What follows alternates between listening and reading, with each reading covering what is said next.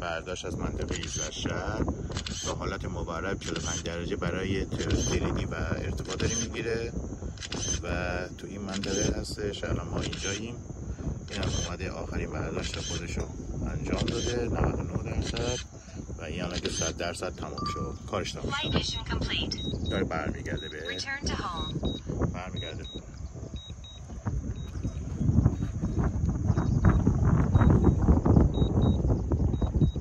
با سرعت من روی 13 تنظیمش کردم، 13 متر بر ثانیه برگرده بیاد خونه. تقریبا اگه حساب کنیم